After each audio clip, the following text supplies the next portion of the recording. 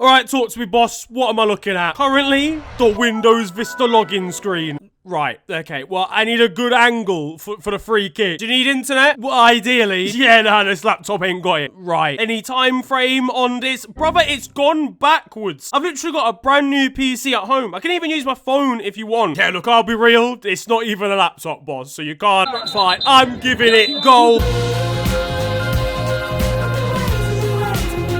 Yo guys, it is your boy, tantalizingly trim-deprived Niran here, and you're watching FTW. This is of course the series where I bring you the best and more frequently the worst of what football has to offer during the last 7 days. What's been kicking off in the world this week? Well, there's the news that social media owners and known extraterrestrials, Elon Musk and Mark Zuckerberg, want to hold a cage fight between the two of them. What is going on here? Honestly, I don't want anybody to win here. If I'm an owner of a social media company, I'm feeling left out. Imagine the CEO of Snapchat realizing he's not been invited to fight. There's a good idea to this though. Imagine LinkedIn turning up to the undercard in a full suit. Elon's gonna have a severe advantage when his brain chip comes into play. Meanwhile, Roy Keane's getting ready to get involved on behalf of Sky Sports' news app. I might smash into somebody just to make me feel better. Now though, let's transition right into the football. Very interesting!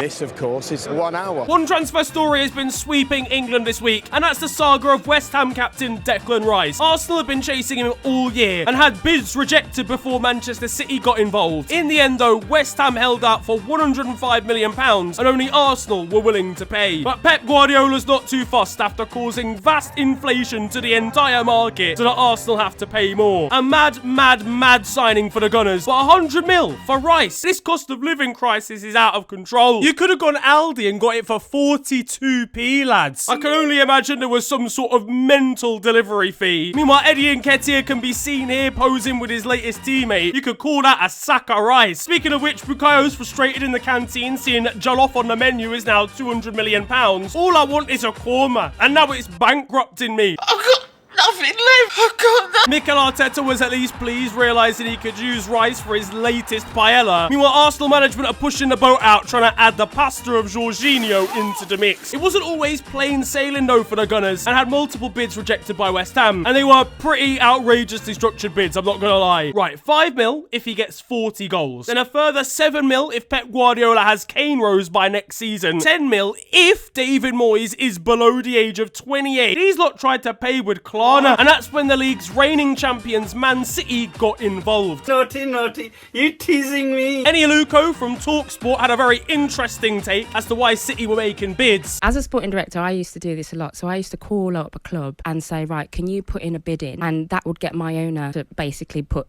a higher bid in. It's a bit like an auction, isn't it? I don't think Manchester City actually want to sign Declan Rice. I think what's going on here is Arteta's picked up the phone to Pep, said, listen, you know, Arsenal are going to do the sort of incremental bid approach. If you put a higher bid in, that will push my owner to... I think there's a bit of that going on. And then they actually pulled out. Listen, Aluko's got us all on strings this morning. You all laughed at me. You're not laughing now, are you? It's still a catastrophic take overall, but we moved. City were out of the race after rejection. They basically dropped the shoulder on Arsenal, made the Gunners pay just that little bit more. Either that or Pep forgot his club card and realised that Basmati was now over 100 mil. It's fair to say Man City fans took this news well. It feels like Arsenal and City are reluctant to pay £100 million for this guy. I'm not sure why. He's obviously a fantastic, borderline world-class midfielder.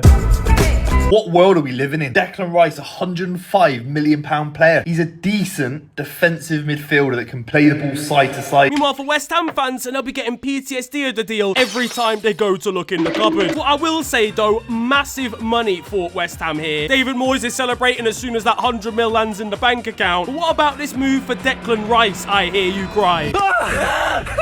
Honestly, barring Islington, I think it's a great move for the geezer. He'll probably be captain of the club in 2 years. Arsenal are a young squad that have done extremely well last season. He can go there, show off his Conference League medal to the rest of the crew. But there will be big pressure on him from Arsenal fans as they react to a 3-yard back pass from the England international.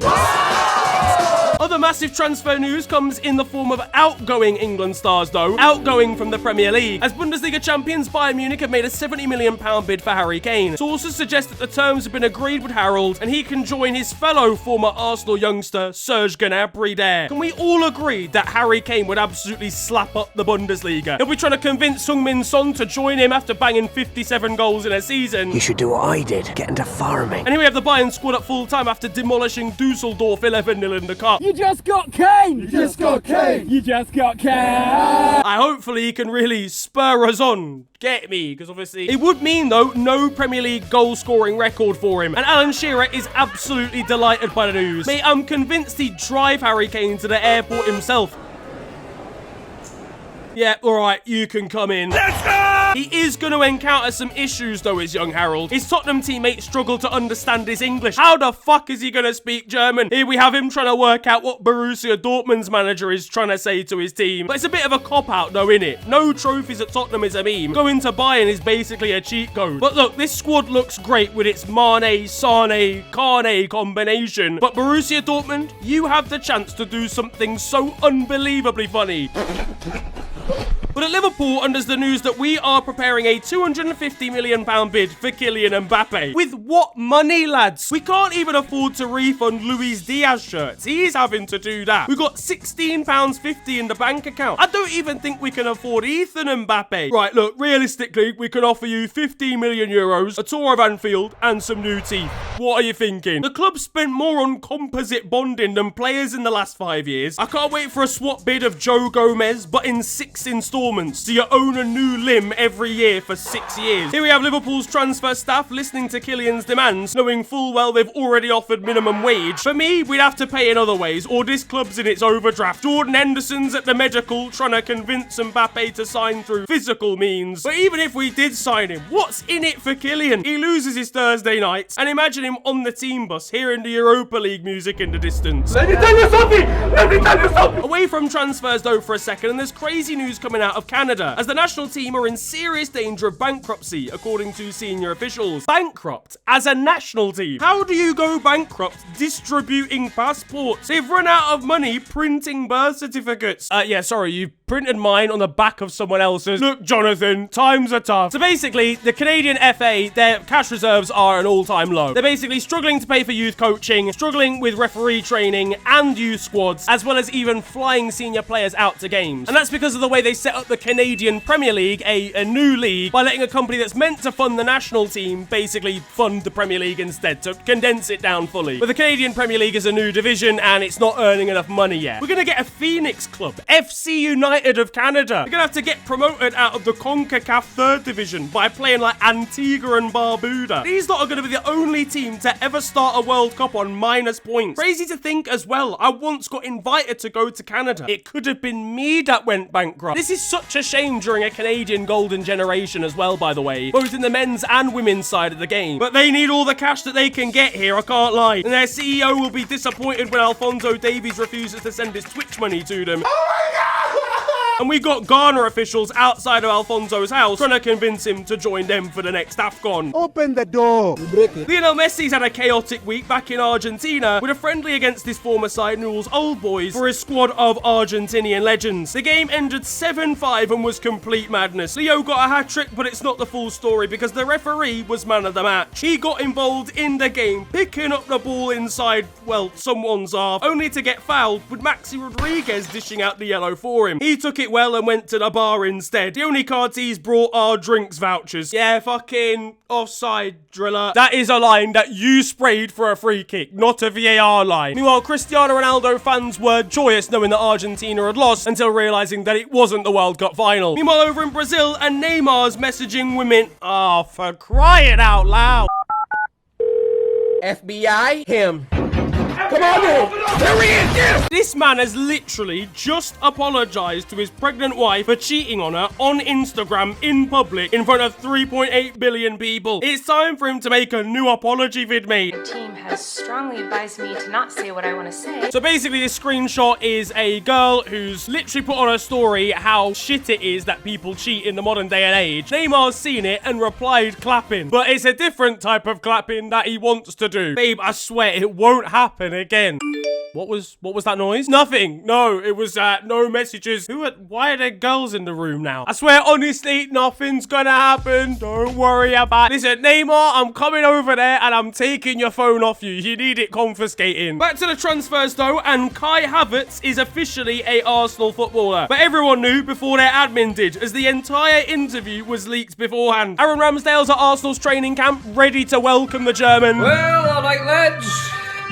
Guten Tag. But how well will he do? I mean, Arsenal fans will not be too impressed with him after he misses his 16th one-on-one of the season. Meanwhile, in Turkey, an Arda Güler is next up from Fenerbahce. Barcelona want him, but his dad wants fees as his agent. Excuse me, are you seeing these fees? That's more than his release clause. Arda Güler, you need to chill out, son. You're not the player. You didn't even birth the guy. Now, if you don't know who Arda Güler is, then get to know. This kid is a future top 10 player in the world. But his dad is asking for this much money. He wants to be the star too often, and it's really getting on my nerves. Also, you've got to remember your crowd here. Barcelona can't afford that sort of shit. They can give you a 6-month Spotify premium subscription at best. James Maddison is now a Tottenham player, joining for £40 million from relegated Leicester. A great signing, but maybe not for him, after old tweets resurfaced of him hating on Tottenham and calling Gareth Bale a monkey. Fair to say that James was not too pleased seeing this offer come in. Details of David De Gea's contract breakdown with Manchester United have been released by The Athletic this week, suggesting that an offer was on the table, but then United asked him to take even more of a pay cut. David De Gea's response on Twitter was a simple one, but he'll be wondering how this information got leaked. They shall not pass. Well, David's password is 1234, so that's probably how they got the information. Yeah, fuck United, these lot of shit. We got him, lads. We got him. Odion Igalo filmed a video of travelling in Saudi Arabia over in the Pro League. We're playing this football because of money. Brother, that is a spaceship. People are expecting Ruben Neves to stay in the West Midlands when he could have gold toilet paper. Apparently, Matt Doherty could be the latest signing for the Pro League, but he wouldn't last 20 minutes without Factor 50. A club with a very different budget, though, is Luton, who have not been very active in the transfer window so far. They've signed a Don on a free transfer from Rotherham United. This football club is finished. Wahali, it is finished. So listen, I appreciate they're not going to be going for the glitz and glamour, but this is ridiculous. Luton's admin had one response when asked about the transfer targets they thought of for the Premier League season. They've not upgraded their scouts yet, though. We've got to let them land. They've only got 3 beds in the house, so there's not enough space for new people. I'll be real, these lot are on dial-up, finding players off FIFA 06 career mode right now. They tweeted, who's knocking at the door?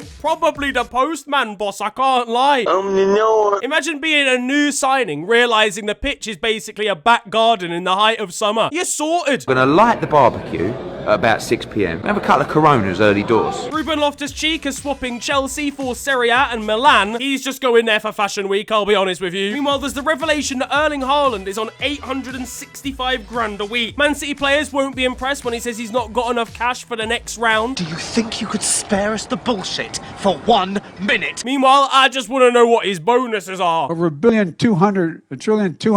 Elsewhere, and there's the news that Wilfried Zaha and Stormzy have taken over a 9th tier club, AFC Croydon. They bought a club to give greater opportunities to youngsters in South London, but there's only one way to complete an induction at this club. In Manchester with my lad. Don't get mad, get sad. Matter of fact, I'm coming back. Storms is going to be lost for words when he realizes that topping the charts does not equal topping the league. I promise, and it's been a weird these past few months. Yeah. And look, opportunities for players that are out of favour. Dele Alli, come on down. He's arriving for his trial, hoping for a chance back into football with 11 health bars on the go. Their main centre mid won't be impressed when he's displaced by the unfit former Tottenham man. Fat old prick, mate. He's putting on pounds again as well, you know. But listen, as long as Stormzy is not actually out on the pitch. Nah, but genuinely, for real, this is a great initiative that will hopefully give a lot of young kids in the area greater opportunities, potentially keeping some out of trouble in the former football, and I wish it the best possible success. Ruben Diaz was spotted at a gun range this week. I mean, you can't put a gun on YouTube, but just trust me, that's what's under here. He can't hack alcohol shots, so he's dealing with different ones now. And honestly, he's ready for the World Cup in the USA. TalkSport presenter Laura Woods was spotted at Glastonbury. I don't even know what's going on here, but I love it. At least 47 tinnies have been drunk at this point. This man hasn't washed his hands since. Meanwhile, H unveiled the new Manchester United kit out on stage, but honestly, there's only one man I want to see headline Glasgow in a football kit. Darwin Núñez, he came from Benfica.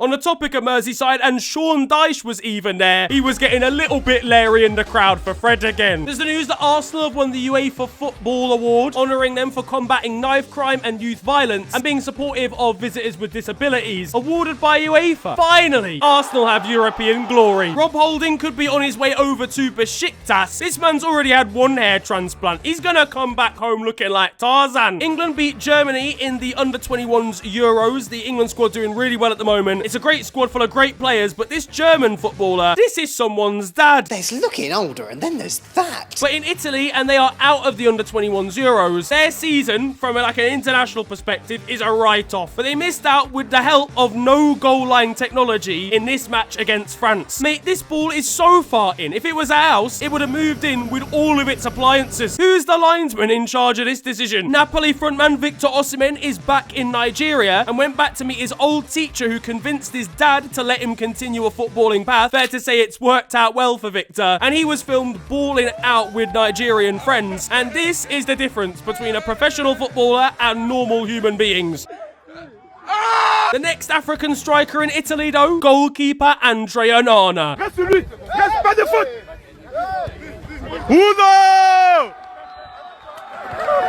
So that's why he's linked with United. This man would be way more impactful up top than Anthony Martial. Over at the European Athletics Championship, and they accidentally played out a song that dishes out slander at Juventus. I don't fully know the ins and outs of this story, but I think when they were meant to be playing the Italian national anthem, they ended up playing a song that just basically beefs Juve as a football club. Who let a Torino fan into the commentary box? Staying with Juve, and Timothy Weah is having a medical at the club. George Weah's son, of course, moves over from Lille, but be careful, lad, because you go into Italy. You need to know what you're in store for. And Juve's medical department are going to have some serious questions for young Timothy. It's clear to me that you've got a forged passport. There is no such country as Liberia. Yes, there is. It's in Africa. In Spain, and Ilkay Gundogan was announced as a Barcelona player by Barca with goals against Barca. It's not easy being special. What is wrong with this football club? They don't have any shame. It's a great signing, but why would you introduce him like this? So this man caused everybody irreversible grievance back in the Champions League a few years ago. But we'd like to welcome him to the club. Everyone stand up and applaud. After Spain's Nations League success, and Jesus Navas, Gavi and Fabian Ruiz were greeted back to their hometown with a very special gift, a massive amount of tomatoes. And back in the under-21 Euros, Spain had a goal disallowed for ridiculous reasons against Ukraine. And by ridiculous reasons, I mean there were no reasons. A ball was played over the top, Ukraine's goalkeeper grabbed it, threw it out against his own leg, and then the goal was disallowed for a foul. The only interference is in this geezer's brain. TikTok sensation Carby Lane was involved in a footballing legends game, which saw the likes of Ronaldinho taking part. Though I'll be honest with you, his ball control not quite on the same level as the Brazilian.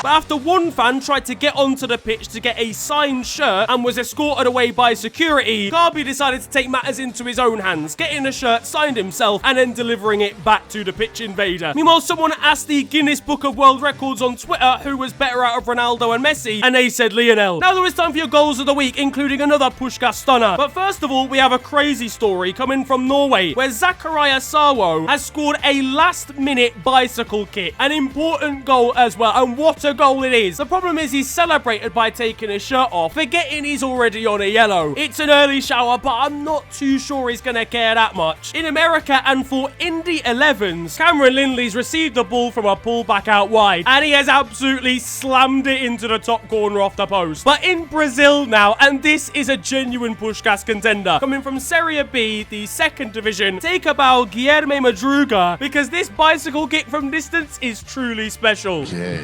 Que golaço do Márcio!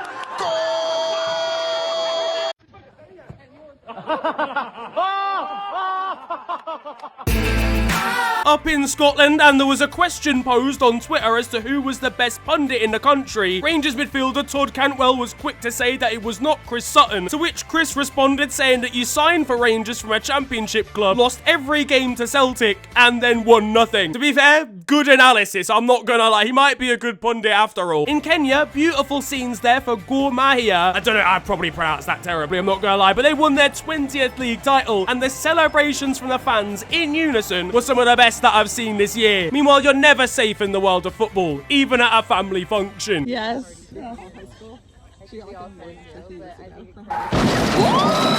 Hello all, and welcome to The Beautiful Game, the segment where we take a look at the poetic and brilliant side of the game that we love. We are back by popular demand for yet more glorious beauty.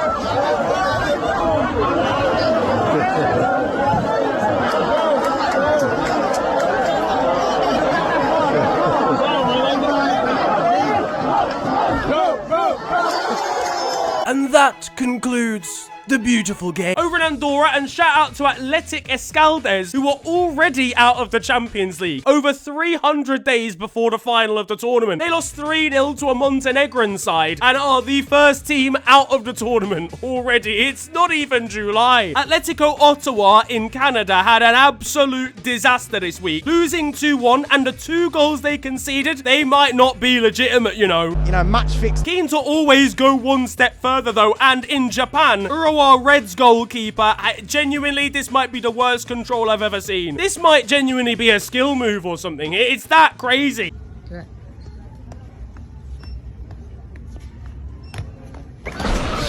Japan's under-17s faced off against India's under-17s this week, and the final score was a mental 8-4. Someone give me the highlights of that immediately. But after the game, and the Japanese youngsters cleared up the bottles to help with cleaning up the stadium. And staying on the Japanese bottle vibe,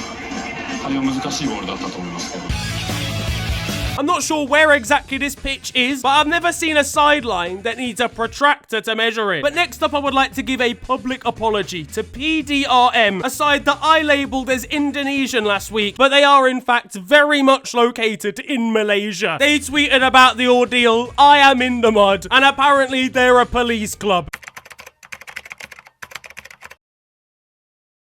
Oh, fucking hell. But nah, shout out to PDRM. Love to see clubs engaging with FTW online. Closer to home, though, and one fan agreed to a forfeit for coming bottom of a fantasy football league. And the forfeit was going on a date with a cut-out version of Taylor Swift. And for you, madam, what would you like? That's okay, take your time. Barnsley unveiled what might be the worst football kit of all time this week. Life in Barnsley is bad enough as it is without a kit like this coming into play. Joe Bellingham recently signed for Sunderland from Birmingham and was filmed taking in the atmosphere, the stadium, the grandeur of Sunderland's ground. What's he taking in? Air pollution. Over in America and at Charleston... Oh my, a misplay here, and it's a goal to the 901. Look, I know you get told to dive, but you need to dive at the ball, not out of the way. There's been some big wins this week, starting in Belarus, where Bate Borisov won in the Belarusian Cup 13-0. In Norway, and Arlesunds won 17-1, then tweeted your boy asking to be in FTW under the condition that I get a spot on their substitute bench if they feature. Ladies and gentlemen, I'm finally overcoming the knee injury. In Chile, and I don't know what it is about this nation, but once a month, a dog just ends up on the pitch. Come dog is here. Pardon? Sorry, come again? Well, actually, no, bad choice of word. But back in Malaysia again, and in JDT Stadium, Selangor's manager is giving an interview, whilst the home ground put this on their ad board in the background. Yeah, whether it's intentional or not, it's a shithousery award for me. Now that it's time for Still 0-0, and you guys know the score by now, this is a segment of the show where I bring to you the best of Sunday League and amateur football. Now, over in the World in One City tournament that's happening in Merseyside right now, basically like an amateur tournament where players from like across the world with various different nationalities play against each other on Astro. Now, the rest of the world are facing off against Yemen and have just been pegged back to 2-2 before this happens in the 90th minute.